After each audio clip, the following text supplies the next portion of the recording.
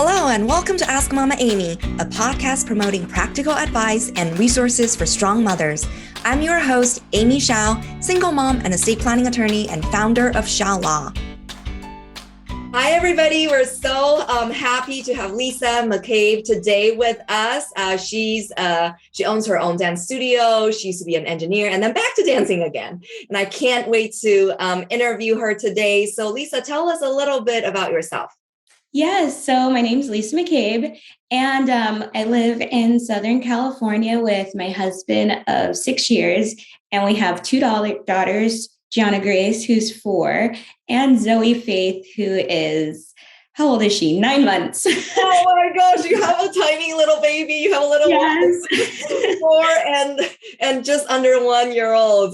You have a handful of noises in the house. Yes, lots of noises, lots of help. We are super thankful because both sets of grandparents live about 10 minutes away from us. So they've helped so much with being stepping in while we run our company and babysitting and things like that. So we're super blessed. Wow, it's so amazing to have family close by, especially if you just need to run and get the grocery or something like that.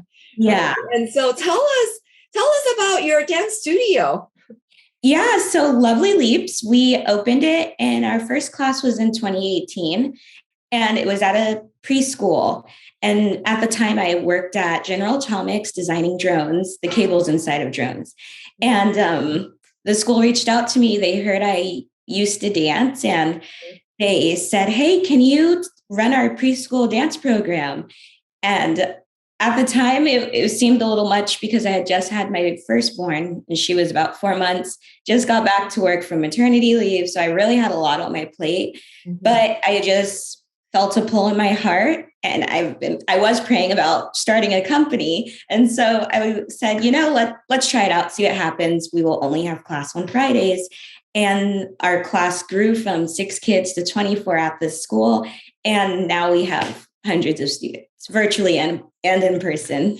Oh, wow. That's amazing. And it started with just like a side thing, right? Yeah. You weren't even thinking about it. Yeah, it was completely random. It was a side gig, just kind of to get my creative outlet going. And it just turned into a passion. That's just so amazing. And so tell us a little bit about your background. How have you always been dancing? Did you start dancing as a kid? Or how did that passion come about? Yeah, well, so it actually, the heart of Lovely Leaps is to have children fall in love with dance, not the perfection or performance of dance, but the actual art form. And that goes back to how I started. I was 9 years old, which is really late in the game when you join a dance company or a dance studio. Most kids are starting dance at the age of 2, or most prima ballerinas like, I've been dancing since I was in the belly. So I at 9 years old, I felt super behind. And my first class I took, everyone was so amazing. And it was such a struggle. And so I ran out of the class at the end, crying to my mom, saying, I never want to go back. It was so hard. Oh. Everyone knows what they're doing. I have no clue.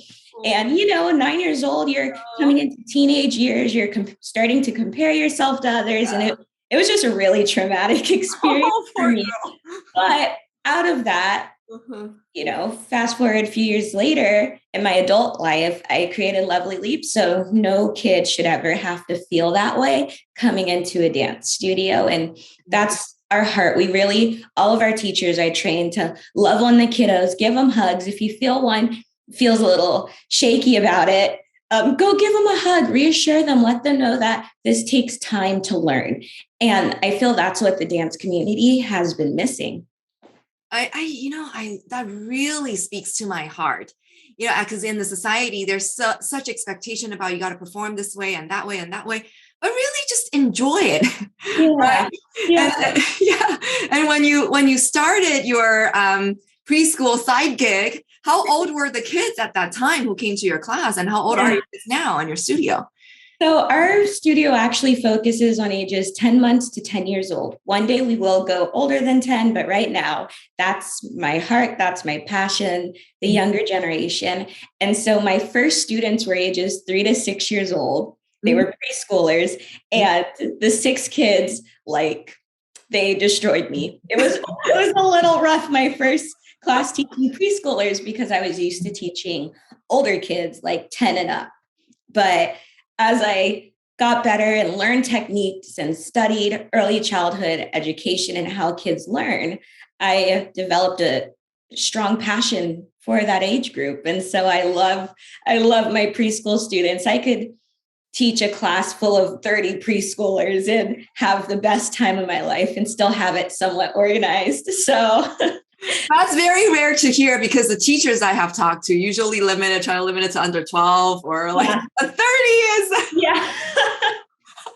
I'm like, I've done events where we've had 50 preschoolers and 3 assistant teachers to help me, but the class was super fun. The kids loved it. All the parents got super fun pictures.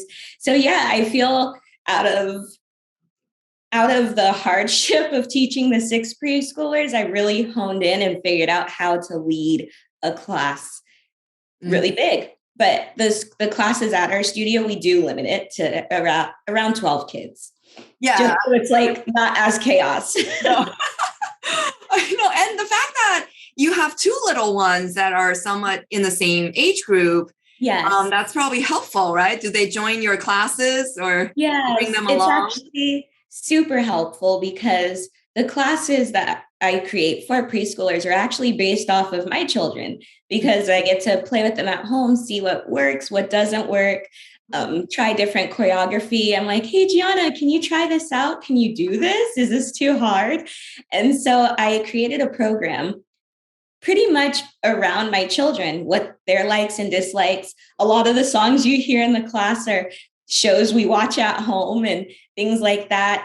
But I think that's what makes us special, because usually someone who teaches kids dance preschool is maybe like a 16, 18-year-old. So they don't really have a heart of a mother. And so when you come into our classes, we do have that heart of a mother because we have our own kids. We based our classes on our kids, and it really flows into the class, and you see the other kids enjoying it just because we know what they like because of our kids. Oh, so it's been really nice. It totally is different as a mom to a 5-year-old. I totally get it. The heart of a mother. Yeah. That's so important. And so how many teachers do you have? And are they all mothers? Yeah. So actually our instructors are not moms. So they are, early 20s and stuff. And we have about 6 instructors, and they're all early 20s, but they're always over our house loving on our kids. Oh. They've been with me since I was pregnant with my first and the second and everything. And so I've really taught them how to love on a kid in the way a mother would. So not only do we love on them, but I show them how to correctly discipline in class, because ballet and just the dance atmosphere, you do need discipline. It is all fun and fairies, but there has to be structure. There has to be a little bit of discipline. So I teach them how to correct and love, how to teach like a mother would teach her own children, and just how to have each kid perform at their own level of excellence, but not perfection, but excellence. I love that. Now, did you grow up in a family that loved dancing, or was it kind of a random thing that your mom just sent you to the dance studio? Like, I sent my son to whatever is available. Yeah. No, I totally grew up in a family who absolutely loved dance. My mom was a dancer. She would do praise dancing at church. Her mom was trained by Debbie Allen over on the East Coast at the time. And so dance has been a passion of our family from generations back, and engineering has been a passion of my dad's. He worked on the Mars Pathfinder and rocket ships and so many cool things. So you take an engineer and a dancer, you put them together and you create me a dancer engineer. So yeah, my parents have been super amazing. We were homeschooled. We were a homeschooled family, and they really honed in on our passion. So we have 8 siblings, including me, and each of us are successful in our own field. But I think that's because our parents saw the gold in us and pulled it out and knew how to teach us in a way that connected to each one of us individually. Wow, that's just amazing. Now tell us about the journey, because you were an engineer. Yeah. And then you came back to dancing. Yeah. What was the transition? What's going on there? So yes, I've been dancing nonstop since 9, but in my early 20s, I realized I saw myself, I wasn't healthy, and the dance world puts a lot of stress on body image, and you have to weigh this amount, be this type of version of perfection that you can never really reach, but you're always striving for it. And so I just decided, I want to be healthy. I want to eat a burger without feeling like I have to run a mile. So I quit. And once I quit, I got healthy again. I, pushed those mindsets aside and learned how to love myself for who I am, what I look like, everything like that. And then, my dad, he was saying like, hey, I know you're giving up dance, but you're really brilliant. You should go back to school and take a course in drafting. And I was like, okay. And so I did. And after that, like a year later, I interviewed at General Atomics, and they saw all of the stuff that I would work on at school or projects or things like that. And they loved my designs. And so they hired me on, and I was there for 4.5 years before. Wow. Yeah. For 4.5 years. And before. Then you had Gianna. Yes. And I had my baby, and my mom heart kicked in, and maternity leave was ending. And I went outside and I prayed because I just didn't know what to do. And I was like, God, I want to be home with my daughter, teach dance to children, bring in the same income I'm making at General Atomics, and just love life. And then I went to work the next day and kind of forgot about the prayer. And then the following month, that's when the school had called me. And they were like, hey, we heard you dance. You want to come do our preschool program? And so that's kind of how it all happened. And so it was kind of like a blessing just kind of put into my lap. And I took it and ran with it. And a year from that prayer, I was able to quit my job and do Lovely Leaps full time. That's just amazing. And do you say like the transition of becoming a mom, that was what brought it on, right? The heart of a mom. Yeah. And so what would you say if you could pick one challenge that you have encountered on the path, on the journey of becoming a mom? What would be the most challenging thing on this journey? And how did you overcome that and get to the strength that you possess now? Yeah, wow. There's lots of challenges with becoming a mom. Oh, yeah. But, my number one challenge with becoming a mom that I think a lot of moms face is they're always striving for perfection. Like whether you're a housewife and you watch your kids, you stay home, or you're a businesswoman who you drop your kids off at daycare, you go to work, or you're like kind of like me, you're in the in-between. You might do multi-level marketing or own your own company, and you're kind of like doing both things. So whichever stage you are in as a mom, I feel the hardest thing is we're always striving to make everything so perfect. Like we need the kitchen clean. We need the kids look decent. We need our business to be thriving, or our work career to thrive. Our spouses make sure they're happy. And we're always like just striving for this idea of perfection that doesn't really exist.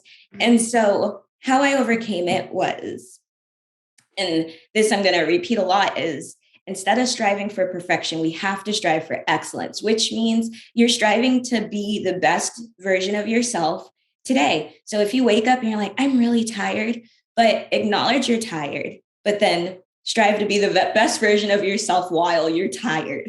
So you may not get to the full dishes, but hey, you might make your bed, or today you kept your kids alive. You're like, that is a win. We are all happy and healthy.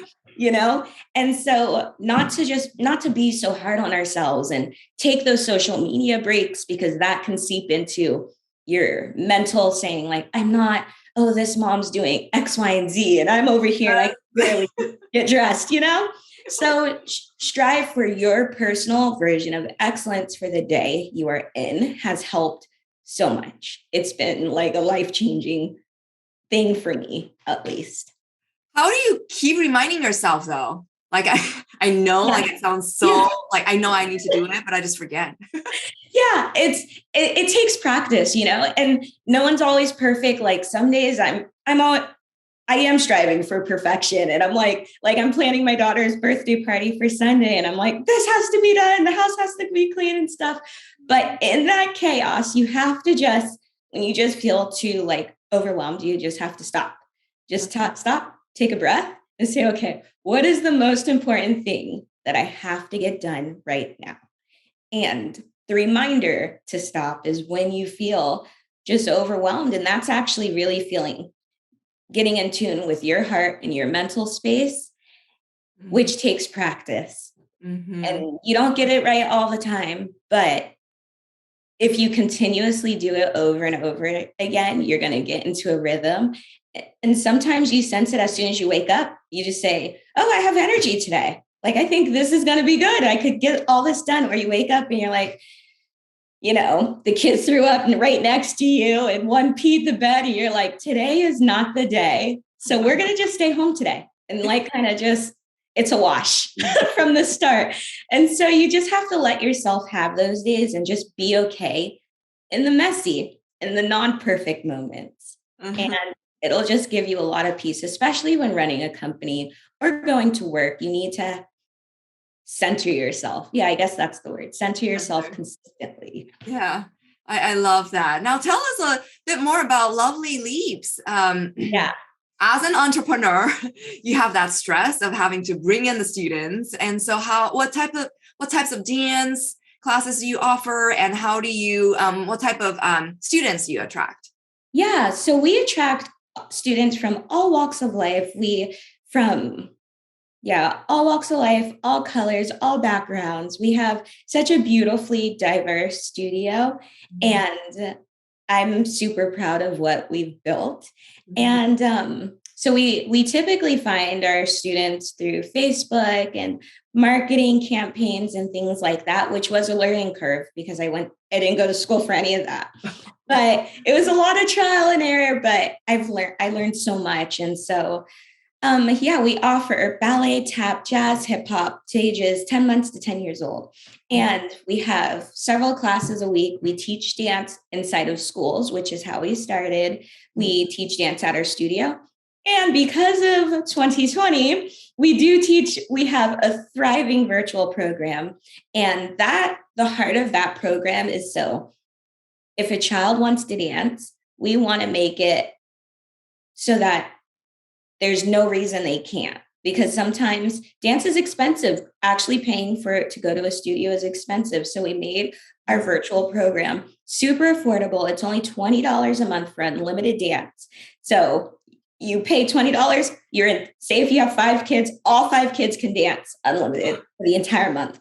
And so my heart behind that, again, what was that? So no parent says, I want to put you in dance classes, but I can't afford it.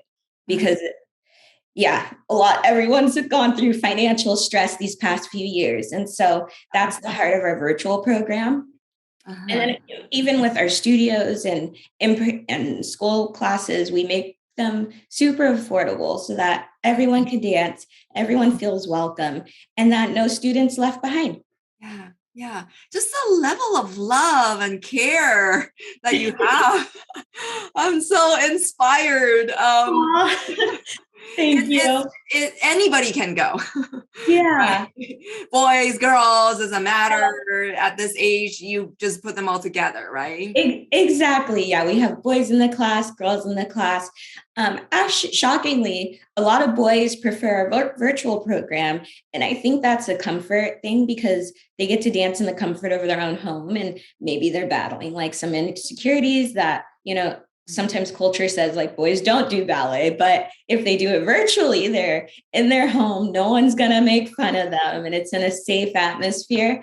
So that's been actually super nice to see all the boys on our virtual classes, and then all of them who come into our in-person classes. We just love on them and they have so much fun. That's so awesome. So how can people get a hold of you if they are interested in your programs? Yes. So you could go to our website, which is www.lovelyleaps.com, leaps with an S. So like you leap in the air. So leaps with an S. Or you could find us on Instagram at Lovely Leaps Dance, and you could contact us there. We have lots of fun summer programs coming up for ages 3 to 5 years old, and it's a drop-off program so parents can get their little ones ready for when they go to pre-K or TK in the fall, and dropping them off in that whole scary moment. So it's our heart to get them ready for that, but in a fun way while they're doing dance classes. And you can reach out to us on our website or Instagram. Wow. So thank you so much, Lisa. And to sum up, can you just give our local moms some words of wisdom, words of encouragement, especially for those who have little ones? Yes. The best advice I could say to you guys is to breathe, relax in the crazy, and to get around other moms, find your community. It's so, so important for moms to be connected with other moms, whether that's just a neighbor or you have a huge group, like a group of 5 moms or something. But it's super important to make that time for you. It's so hard because you have to find a sitter and all the things. But when you reset and refresh yourself and you pour into yourself, then you could pour into your children, your business, your husband, and everything flows from a healthy mom. Okay. So just make sure you take time to refresh yourself. Awesome. Thank you so much, Lisa. It's been a pleasure having you. Thank you all. Thank you. Until next time. Bye. Bye. Thank you for joining us today on Ask Mama Amy. Head over to AskMamaAmy.com for all the show notes and links you heard in today's episode. You'll also get my free legal tool for you to name legal guardians for your children, so that you can leave them with abundant resources to support them and a total peace of mind. If you liked today's episode, please subscribe and leave a review to tell us why.